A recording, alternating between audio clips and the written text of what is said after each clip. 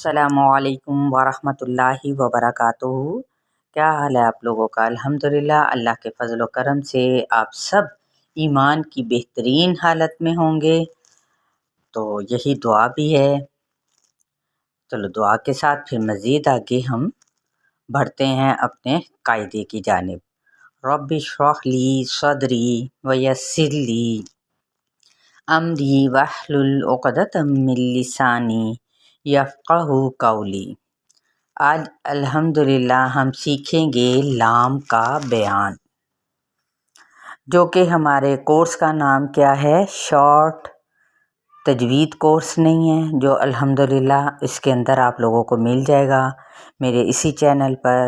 اس کے علاوہ یہ آسان تجوید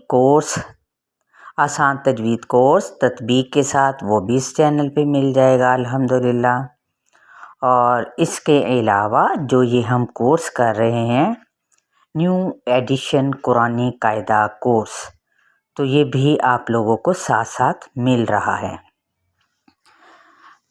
تو آج ہم لام کا بیان پڑھیں گے۔ اس کا کچھ قاعدہ اس طرح سے ہے کہ لفظ اللہ، ٹھیک ہے، اللہ جو ورڈ ہے یعنی اسم جلالہ، اور اللہم کے لام سے پہلے اگر زبر یا پیش ہو تو اسے پر یعنی موٹا، اور اگر زیر ہو تو باریک پڑھیں گے، ٹھیک ہے، یعنی زیر کے ساتھ باریک پچھلے حرف پہ، وہ کوئی سا بھی حرف ہو سکتا ہے۔ ان کے علاوہ باقی سب لام باریک پڑھے جائیں گے۔ اب کچھ ہم ایگزامپلز یہاں پہ دیکھ لیتے ہیں لام کے پر ہونے کی، کہ ان کو کس طریقے سے ادا کیا جائے گا۔ اب ہے لام اسم جلالہ سے پہلے الف مدہ نہیں ہوگا، بلکہ الف کے اوپر زبر آ جائے تو وہ آپ لوگ جانتے ہیں کہ وہ کیا بن جاتا ہے؟ حمزہ۔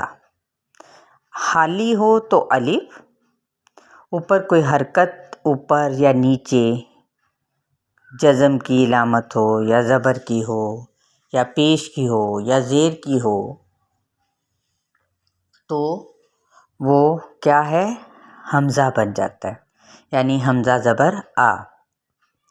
اب یہاں پر ہم نے ہجے تو نہیں کرنے، لیکن ادائیگی پر فوکس رکھنا ہے کہ کس طریقے سے ہم نے لام اسم جلالہ کے لام کو، اس بات کا آپ نے خیال رکھنا ہے کہ پر کیسے پڑھا جائے گا۔ جیسے اللہ،